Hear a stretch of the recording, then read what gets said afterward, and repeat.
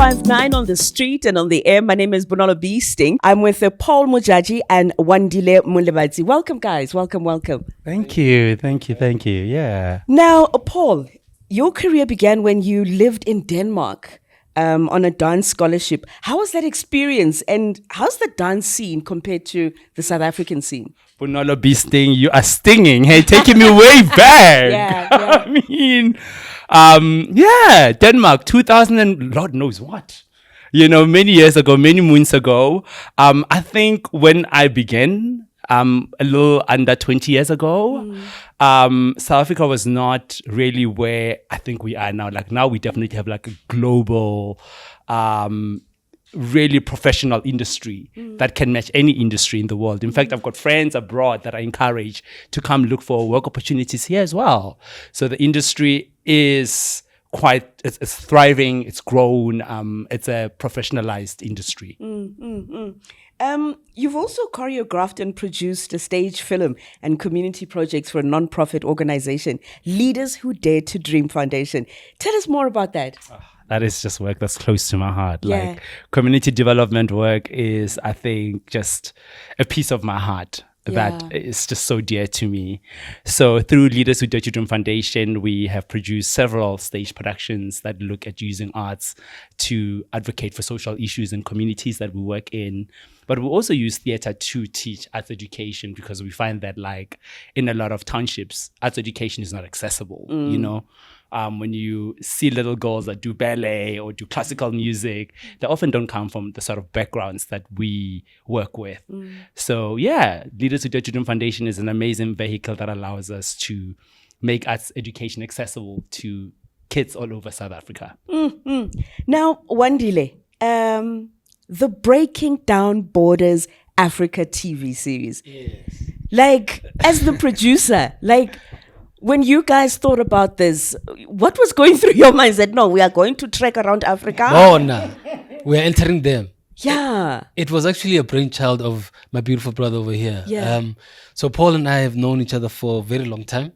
I won't say because obviously age is not a thing. Yeah. And we had worked on a film called Hear Me Move. Yeah. He was the head choreographer of that film. And one of the things that Paul and I are very passionate about is just elevating how cool Africa can be, Nowadays we've got people like Burna Boy, we've got Tyler, people are doing incredible stuff on the continent and it's going abroad.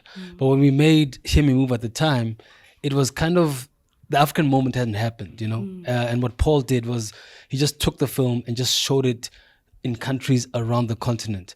And the idea was really just to really elevate how African culture should be celebrated globally. And so he just took a camera, he took a crew, Jinjan, Tabi, Sino, and they literally just started traveling the continent. And it was just incredible. And what was very exciting about it for me was that it was very much an organic process. It wasn't like something that we had thought of that at this point they're going to get left by a kumbi, or at this point someone's going to get diarrhea. It just all kind of happened, So too much information. Like to cook up the drama. Yeah, it's just we didn't have to cook up the drama. It just all happened. And then Paul came back and like we were watching, we're like, this is a TV show, guys. And that's literally how it came about.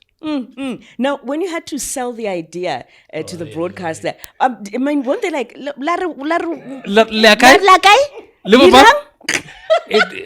it was, it's 5 years in the making, and that's actually a very great question, Beasting, because it was one of the things that as filmmakers, Paul and I realized that often broadcasters or streamers don't know what they want until they see it, and by God's grace, we were able to do the production literally on the back of our skins. So we just went out there and we shot it, and we didn't have funding, we didn't have a plan really, and we just put it together and presenting it to the streamers, and finally the final platform that it got to now.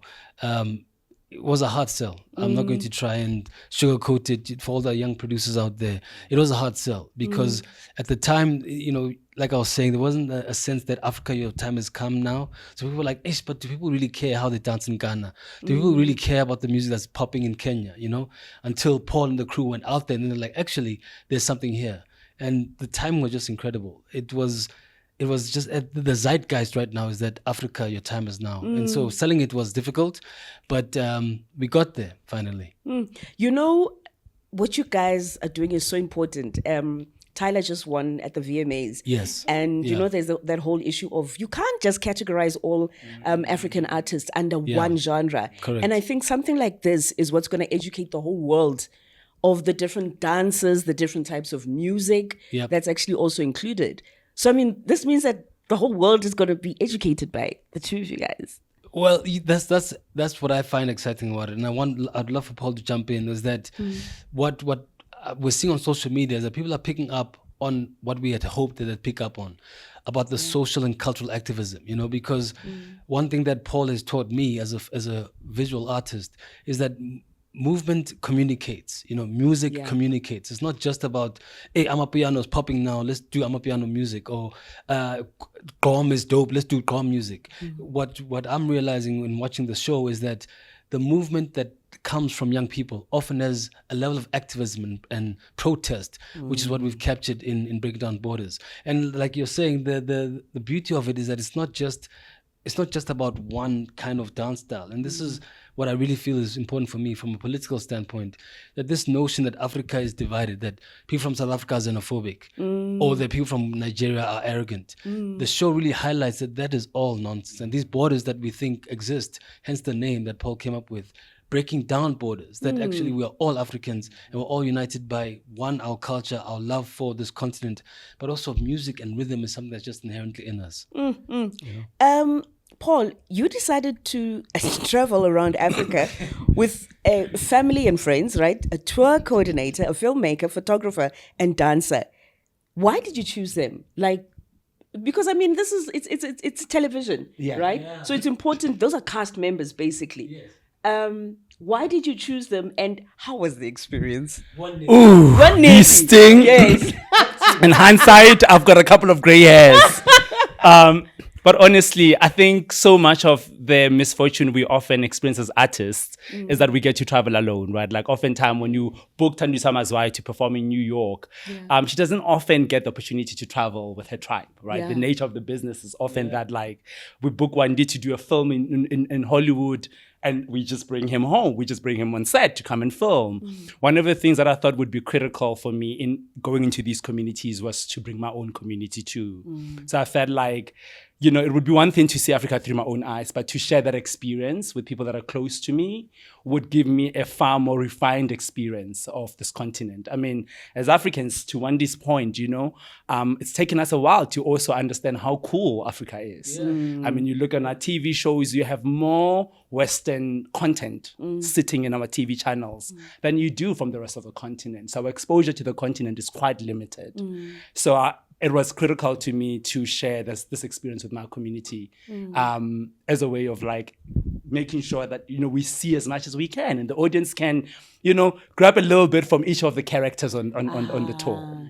Because each one sees it differently, you know. Like Ntabi, the coordinator, would bring up something about an experience we were all at, having the same experience, just seeing something, zoning in on something that we're not seeing. And that just then expands the experience in a different way.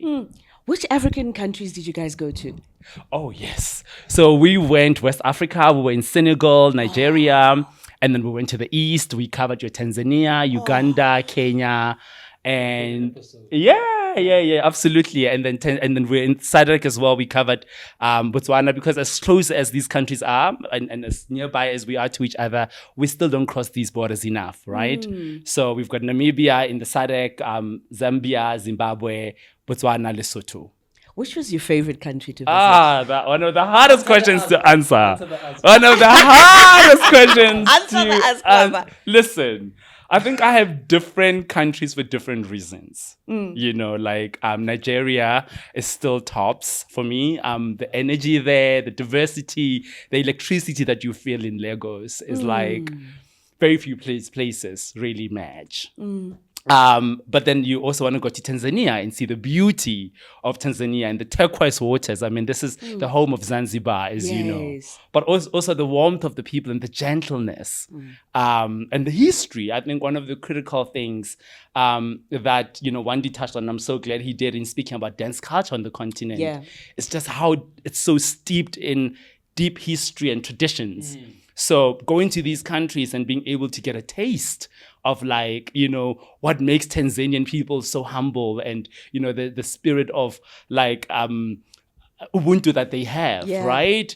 And being able to get just a taste of that was just really remarkable. Now, we know that where there's dancing, there must be grooving. That's really the equation. Yeah, no. Same WhatsApp group.